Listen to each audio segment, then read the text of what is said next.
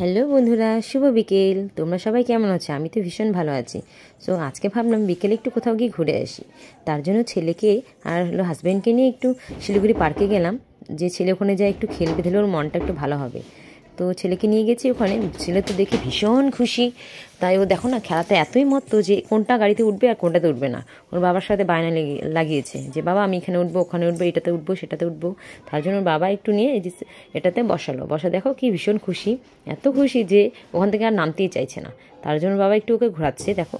সাথে আমাদেরও মনটা একটু ভালো হয়ে গেল, কারণ অনেক দিন পর এসেছি। আর বিকেলের মানে সৌন্দর্যটা তো অন্যরকম, একদমই আলাদা। তার জন্যই ছেলেকে দেখে আর আশেপাশে বাচ্চাদের আনন্দ দেখে মনটা ভরে গেল। আর এখানকার পার্ক খুবই সুন্দর। প্রথমবার এসেছি, দেখো তোমরা, বাচ্চাদের এত আনন্দ, হাসি, আহ্লাদ, খুশি দেখে মন ভরে গেল। চারপাশের পরিবেশ খুব সুন্দর। দেখো ছেলেকে নিয়ে ওর বাবা আবার আরেকটি খেলনাতে উঠিয়েছে, কারণ ও এখান থেকে ওখানে যাবে, এখান থেকে ওখানে যাবে, এরকম বায়না ধরিয়ে আছে। তো সাথে তো এখানে দোলনা আছে, তাই ছেলেকে নিয়ে না দুললে একটু হয়।